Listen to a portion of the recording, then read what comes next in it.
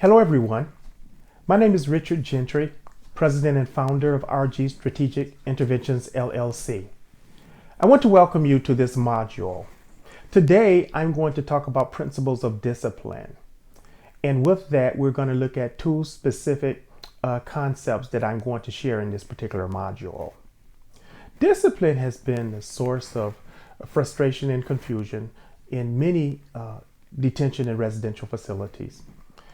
And how to apply appropriate discipline is a very important process when it comes to working with youth and making them whole. So we want to figure out what works best and avoid the things that tend to be harmful. Back in 2018, there was a situation that gained national attention surrounding the death of Freddie Gray in Baltimore, Maryland. With that, there was riots in the city of Baltimore, and during one of the video clips, news clips, a mother was sitting home, and as she was watching, she noticed as people were rioting in certain parts of Baltimore, she recognized her son that was out there. Her son was supposed to be going to the mall, but he made a pit stop and engaged himself in some of the rioting where they were tearing up property and doing the things that they do in those unfortunate situations.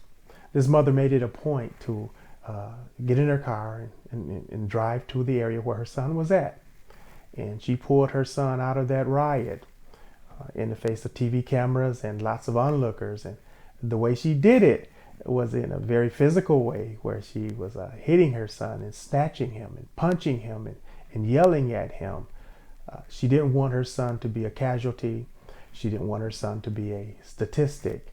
So she roughed him up pretty bad on camera. And with that event, she gained national attention through lots of media outlets and talk shows and on the cable news outlets, where she was labeled as Mother of the Year. And her behavior brought a lot of positive reinforcement to her with some of the interviews. And I think people were very appreciative, because a lot of mothers tend not to know what their kids are doing. They don't discipline their kids. And a lot of the young people, many of us feel that they are just out of control, doing any and everything out there in the streets. But here's one mother, an African-American lady, who decided that my son will not be a part of this anarchy in the streets of Baltimore. And she made it a point to go out there and bring her son back. And she did it in a very physical way that was caught on tape.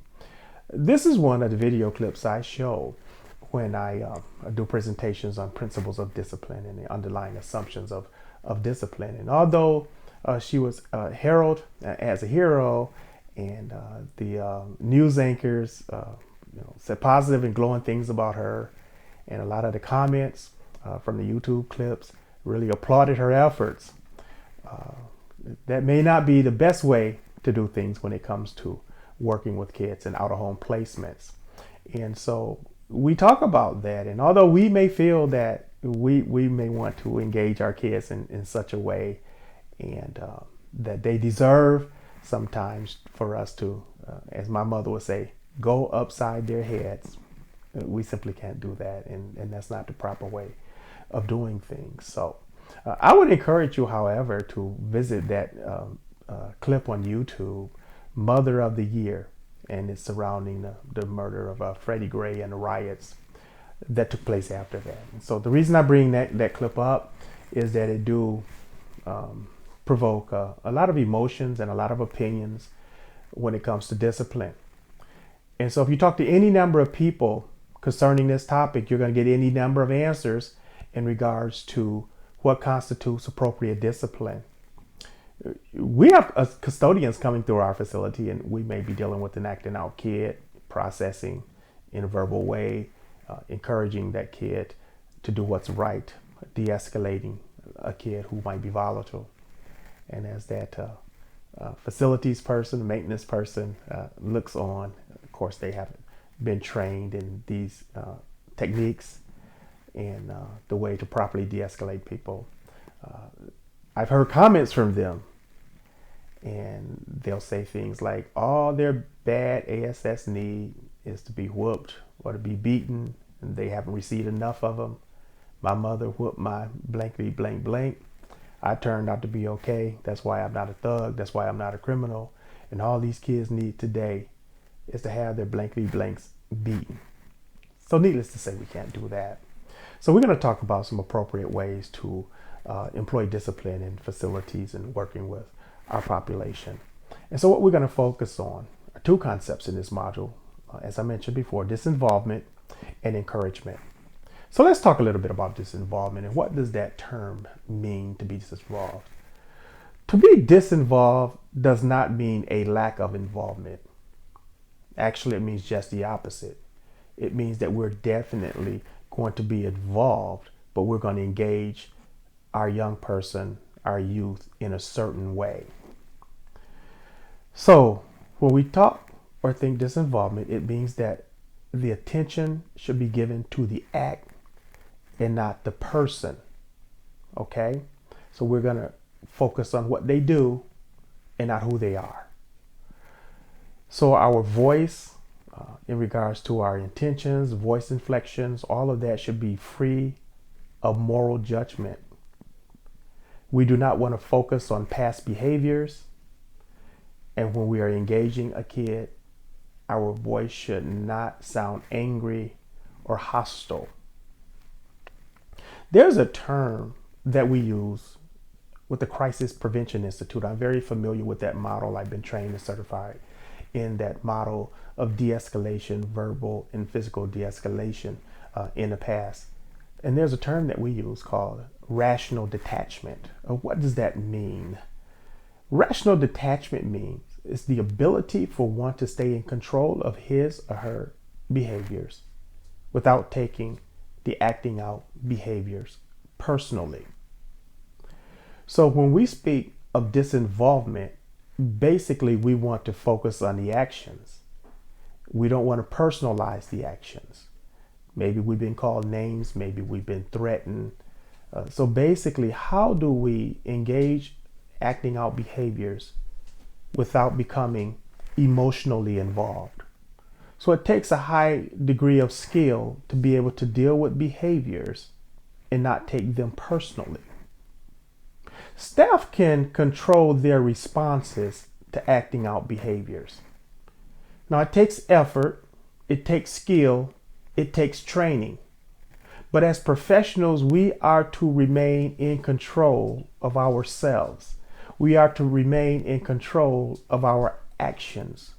We are not to take behaviors, insults, threats from young people in a personal manner.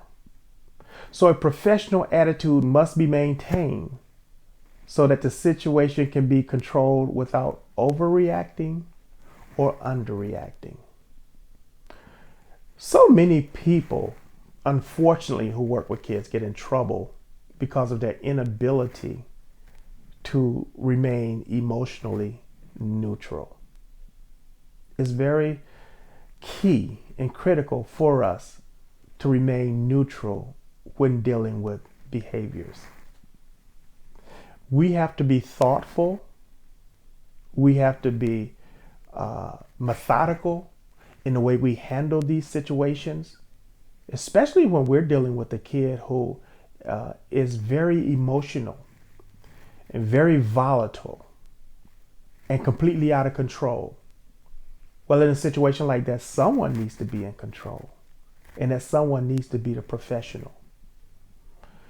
So there's so much training and so much processing and so much reviewing that needs to take place when it comes to working with kids who are hostile, kids who are dysregulated, kids who are angry and volatile.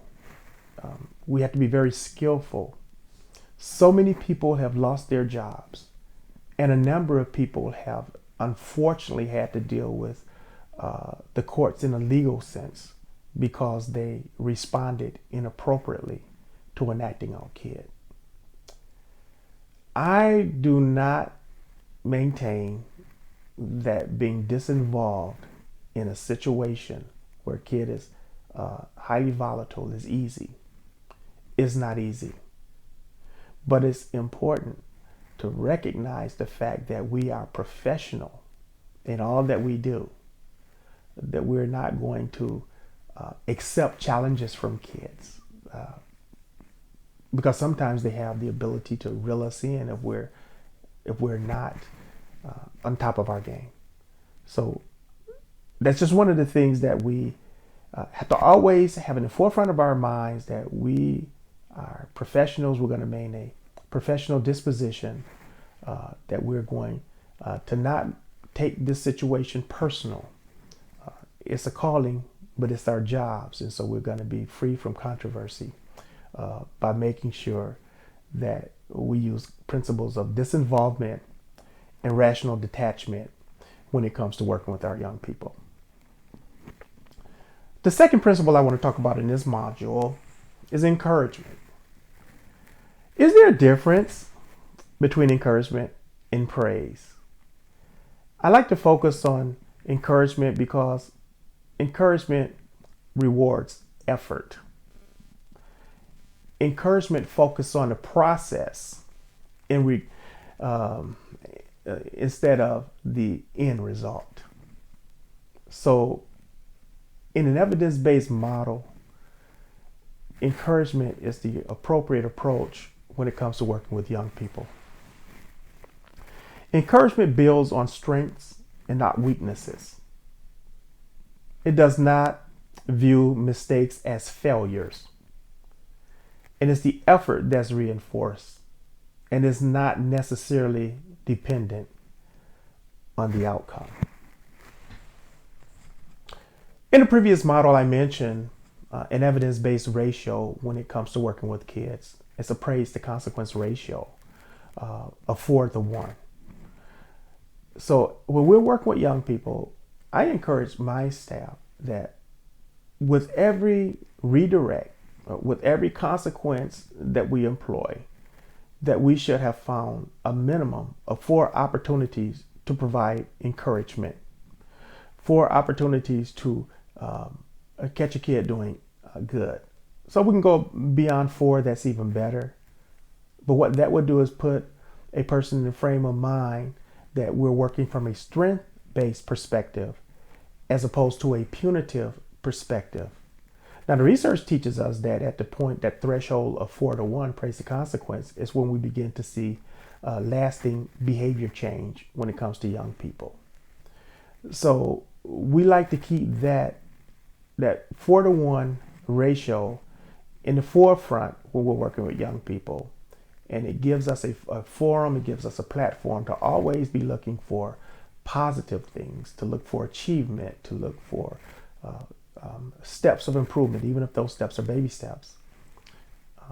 That's the thing that we should strive to maintain, that consequence, that praise to consequence ratio as we work with young people.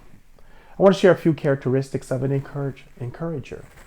An encourager places the value on the youth as that person is, and not who that person may be down the road.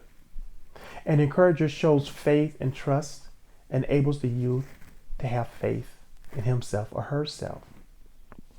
An encourager believes in the youth's ability to win confidence in himself while building self-respect.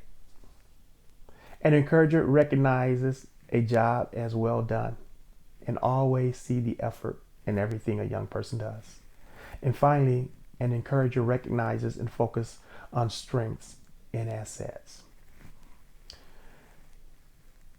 Dealing with encouragement and working with this issue is a very powerful thing for me. I love teaching about working from this perspective of encouragement with young people because they need encouragement. They've been beaten and knocked down for a good portion of their life, and they see themselves as flawed. So they may not have received encouragement. They may not have received a certificate of achievement. They may not have been brought in front of a group and recognized for the wonderful things that they've done or accomplished. So we do provide, we provide certificates. We recognize kids. We bring them meals for achieving.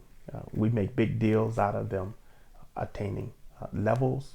All of these things are very important to be able to recognize their accomplishments. And so our program is built around positive reinforcement and encouragement. And we found that that is such an important aspect to developing trust with our young people and developing powerful connections and relationships. That they don't see us as being against them, but they see us as for them, and that we are cheering them on, we're rooting them on, we're in their corner. So be an encourager. Don't get yourself involved in situations where you have personalized them in the work that we're doing. Keep yourself with a professional demeanor.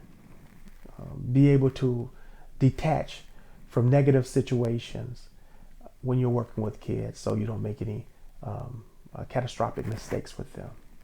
And I think you'll be on your way to really being on top when it comes to having a positive impact on our young people. So I'll leave you with that. And in the future module, I'll be talking about logical consequences, which is also a principle of discipline, and it will fit right into what we are saying in this module. So until next time, I'll see you. I want to thank you for tuning in. Whether you tune in on YouTube, I want to encourage you to hit the subscribe button so you can see future modules. If you tuned in through my website, rgstrategicinterventions.com, I want to thank you. Feel free to join us in future modules as well. So thank you and have a good day.